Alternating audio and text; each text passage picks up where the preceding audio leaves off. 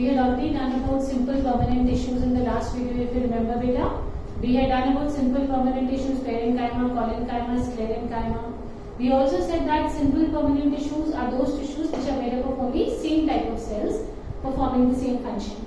First, let us see, we are going to do complex permanent tissues today.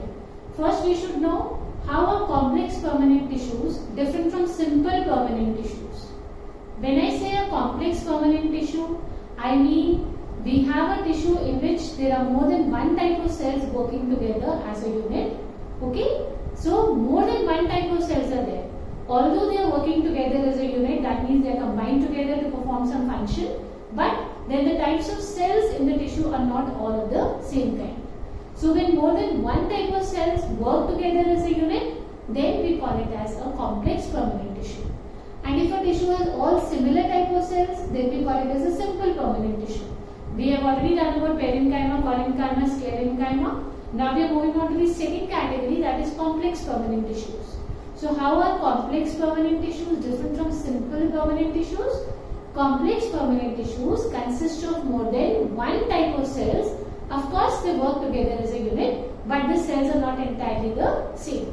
The cells are more than one types. Main complex tissues in plants. If we talk about the complex permanent tissues in plants, we have two main complex permanent tissues in plants. They are xylem and phloem. In this video, we will just be studying about xylem today.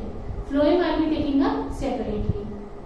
As I have already told you, I am taking up very small topics these days because of your unit test approaching. So we will only be studying xylem in this video. Phloem will take up in the next video. So let's start. Complex permanent tissues. Those tissues which have more than one type of cells, though working together as a unit. The two main complex permanent tissues in plants, they are xylem and they are phloem. Let's study about xylem in this video. The word xylem comes from a Greek word xylos, X-Y-L-O-S, which means wood. Is it okay for everybody? You may find it very strange. Xylem is involved in conduction of water. Why the name has been given wood? There are so many Greek names that we have which are very difficult to comprehend and understand why these names were given. One of the best examples is xylem. The word xylem comes from a Greek word xylos, X-Y-L-O-S, which means wood. Now, the main function of xylem you know is it conducts water and nutrients upwards from the roots to the axial parts of the plant. We have already done this. Just two things about xylem.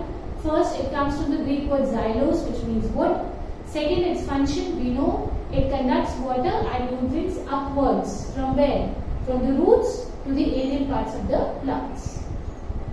Let us study about the components of xylem. The xylem has four main components. How many components in xylem? Four. Though you have done it in class 9th, just a fast revision. There are four main components of xylem: tracheids, vessels, xylem fibers and xylem parenchyma. Listen again, what are the four main components? Tracheids, vessels, xylem fibers and xylem parenchyma. It is easy for you to remember. Simple formula you can make it here also. TVX square. What is the formula for the components of xylem? TVX square. Television wala TV. TVX square. Where T stands for tracheids, V stands for vessels, and the last two is X square. Two X's we have. One is your xylem fiber and the second is your xylem parenchyma.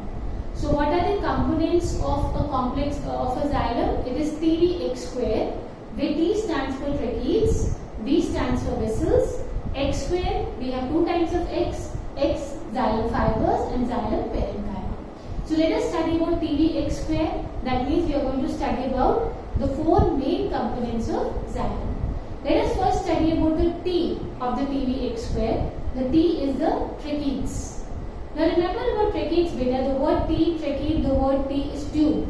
So related something to a tube. Tracheids, T for tracheid, T for tube. So remember something like a tube. The tracheids, they are elongated tubular cells. That is, they are tube-like cells. One very important thing you need to remember about tracheids is T for tracheid and T for tapering. See, these are the key words you need to remember. T for tracheids and T for tapering. Just two words you remember about tracheids T, that is T for tube-like and T for tapering. Just remember, these are the two main features of tracheids. What are the two main features of tracheids? They're tubular cells, tube-like cells, and second is their ends are tapering. Tapering means they become narrow at their ends. So T for tracheids, T for tube-like, T for tapering. So whenever you think about the TVx square formula, the first T is tracheids, and in that first T tracheids, again we have two very important T's. The first T which you need to remember about tracheids is that they are tubular cells, tube-like cells, and second is their ends have tapering walls. That means their ends are tapering. Tapering means they become narrow. Moving on to the next one better. We compared it to a tube. So tube is not living. So very simple to remember. They are dead cells. Obviously, if they are dead, they will not have any protoplast also. So first point was very clear about tracheids. Those two T's you need to remember. First, tube-like cells. Second, tapering ends. Second point about them is they are dead cells. We have compared them to a tube, so obviously they are dead cells. And if they are dead cells, they do not contain protoplast. Now, sometimes what happens is, in a tube you must have seen, when dirty water is passed on through a tube for a lot of time, some kind of mud or sand or impurities, they deposit inside the tube. You know this? And where do they deposit? They deposit on the inner walls of the tube. Your tube gets choked off, you remember? So where do they deposit? They deposit on the inner walls. Exactly the same thing happens here also. Listen now. The inner layers of the cell walls have thickening. If you go for the inner layers of the cell walls, they have certain thickenings. There are certain thickenings. Thickenings are not uniform. Somewhere it may be more thick, somewhere it may be less thick. Most of the cells, I told you, the walls are tapering. Sometimes they are blunt also. There is an exception that the ends are blunt or they are chisel-like. CHISEL. I hope you know what is chisel. The normal apparatus which is used is chisel. We will discuss the Hindi word also in the class. So this is all about tracheids. What is their function? They conduct water and dissolved elements from roots to the leaves, and they also give mechanical support. So two functions about tracheids. They conduct water and dissolved elements where? From roots to the leaves, and they also give mechanical support because they are dead cells, so they will give mechanical support also. We were doing xylem. The word comes from Greek word xylos. Four main components of xylem: TVx square. In TVx square, we've done the first part, that is tracheids. In tracheids, in the first sentence, two very important T's: tube-like cells and tapering ends. Then we said they are dead cells. They are dead cells, so they do not have protoplasm. And another thing you need to remember is that the inner layers have thickenings. That is all. Only three things for you to remember are sufficient. When you go to senior classes, you will study that on the basis of these thickenings. Like these thickenings are deposited on the inner walls. So what shape these thickenings take up, according to that we further classify tracheids. Okay? What shape they have deposited inside the cell walls, we further classify tracheids as helical, spiral, pitted, etc. Helical, if the deposition is helical, if it is spiral, we call it as spiral, and if it is pit-like, we call it as pitted. But that is not there in your syllabus. You just need to remember that the further classification of tracheids into helical, spiral, pitted, you don't have to study. You just need to remember three features of tracheids and one function of the functions of tracheids. Three features. The first sentence I told you, TT, tube-like, tapering. Second, you need to remember they are dead cells, so they do not have protoplast. Third, their cell walls, inner cell walls, they have inner layers of the cell wall, they have depositions. That is all you need to remember. Function, they conduct water and dissolved elements from the roots to the leaves, and of course because they are dead, they will give mechanical support to the plant. Now going ahead with the same formula, TVx square. The second part of your formula is V. We are vessels. What are we? We are vessels. Now when you think about a vessel, again it's a long cylindrical tube-like structure. Almost the same you will see. They are also long, they are also cylindrical tube-like structures. Here they are made up of many cells. These cells are called vessel members. This is something special in this. The types of the cells which make vessels, they are called vessel members. Because all these cells come together and then they form this long cylindrical structure.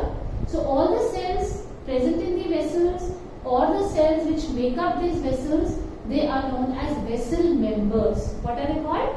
Vessel members.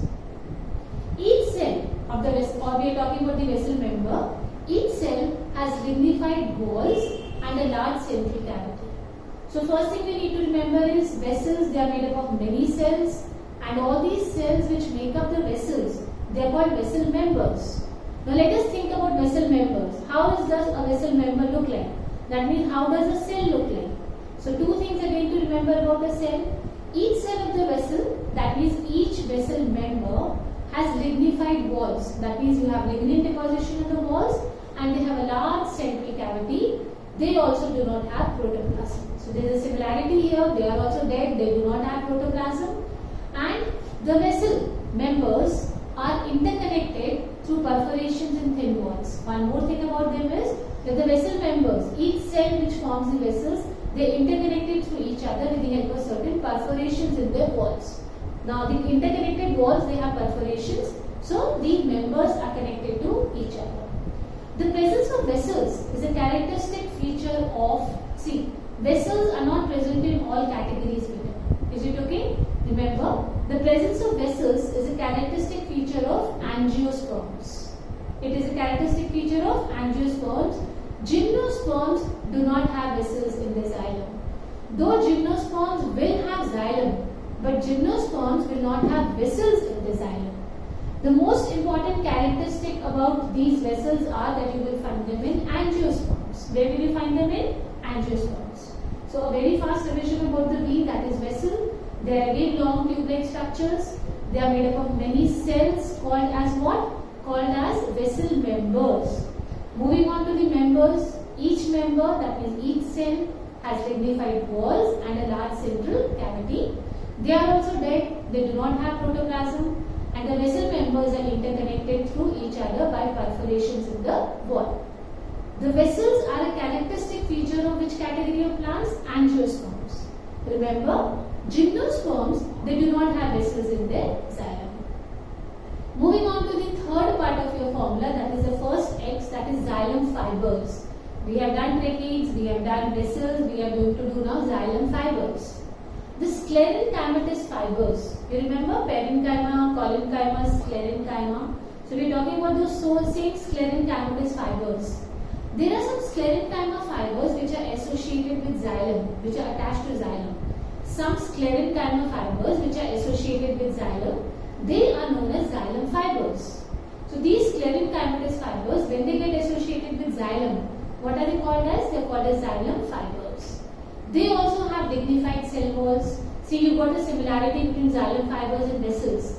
What is the similarity? That both of them have lignified cell walls. The thickness of these fibers is different. It varies from plant to plant. The thickness of these fibers varies, but usually the walls of the xylem fibers are thicker than the walls of the tracheids. If you talk about the same wood, same plant, then you will find, if you compare the walls of the xylem fibers and the walls of the vessels, you will find that in most of the cases, the walls of the fibers are more thicker than the walls of the tracheids. And they also provide mechanical strength. They are also dead, they also provide mechanical strength. So what do we need to remember about xylem fibers? The sclerenchymatous fibers which are associated with xylem, they are called as xylem fibers. They also have lignified cell walls, and the thickness of these fibers varies from plant to plant. However, one thing is very uniform, that the thickness of the walls of the xylem fibers is more than the wall of the tracheids in the same plant. What is the function here? Xylem fibers also provide mechanical strength. Let us move on to the fourth and the last part of your formula, the second X, that is xylem parenchyma. When we did parenchyma, kinds of parenchyma, we had mentioned about xylem parenchyma. So what is the xylem parenchyma? They are the only living components of the xylem. We did about all four. We did tracheids, we did vessels, we did xylem fibers. So all these three are non-living, they are dead. The only living component of xylem is your xylem parenchyma. The cells are thin-walled and they are made up of cellulose. See, in earlier cases, what did we have? Whether it was vessels or it was xylem fibers, the walls were lignified. But in xylem parenchyma, the walls are thin, there are no thickenings, and the cell wall is made up of cellulose. This stores food in the form of starch at times, but mainly they are associated directly or indirectly with conduction of water upward through vessels and tracheids. Basically, they work in association with tracheids and vessels. Remember the first two. So xylem parenchyma works in association with tracheids and vessels in conduction of what? In conduction of water and minerals. That is the main function they are associated with. Basically, it is always the conduction of water which contains minerals. This is the main function that they are associated with.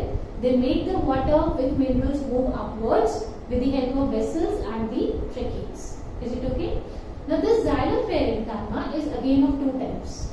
Xylem parenchyma is of how many types? It is of two types. Remember, first is your primary xylem. Understand this. First is your primary xylem. Xylem parenchyma is of two types. First is primary xylem. What is primary xylem? The xylem which appears first in the plant body. What is it called? It is called as primary xylem. And the primary xylem elements, they are called as protoxylem. What do you call them as? Protoxylem. Understand first. Listen again. Don't get confused. I'll do it again with you. Listen beta. We were talking about what? We were talking about xylem parenchyma. Now we said that the xylem parenchyma is of two types. The first is primary xylem. Now what is this primary xylem? The xylem which appears first in the plant body. What is it called? Xylem parenchyma. And its source is procambium. When we did the functions, we said procambium converts to what? You said vascular bundles.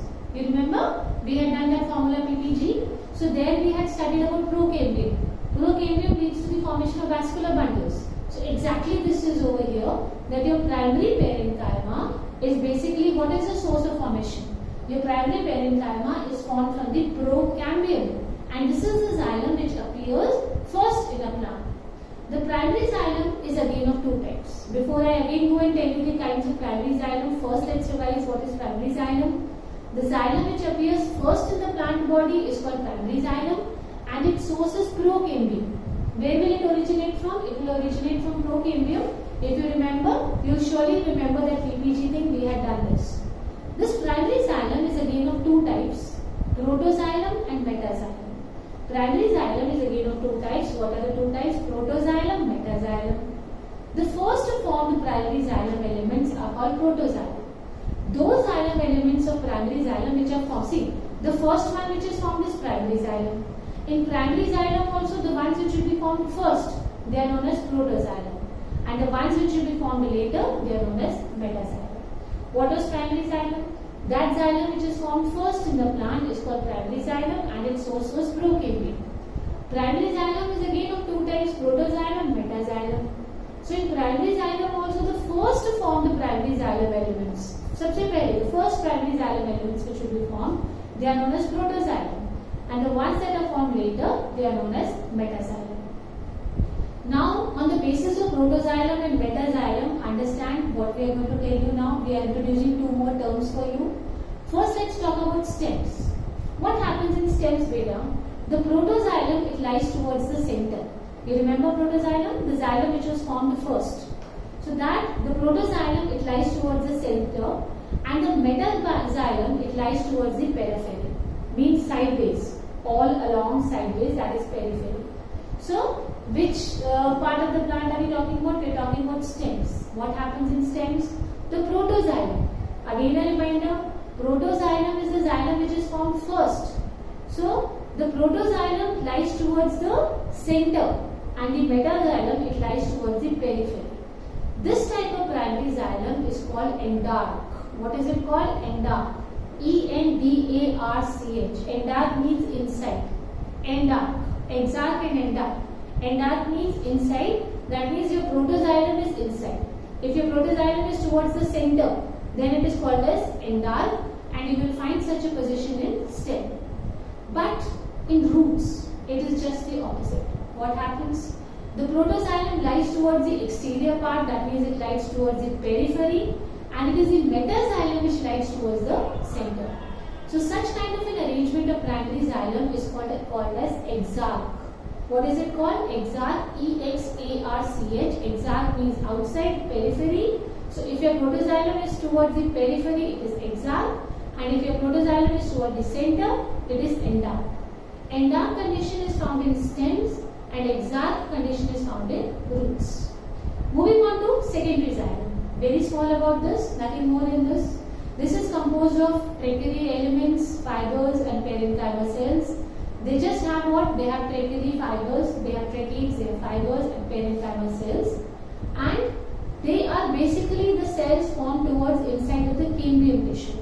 Okay? We call them as secondary xylem because they are the xylem which are formed in the later stages of a plant.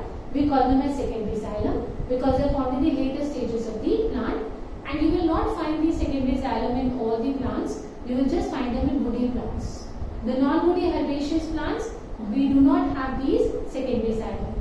Its main function is just to provide support. So all the wooden trees that you have, the cambium being converted to wood and all. So all the wooden trees will have the secondary xylem. What is secondary xylem? The xylem which is formed when the tree becomes, a plant becomes mature. It comes later in the life of a plant and it helps in mechanical support. That is all you need to know about secondary xylem.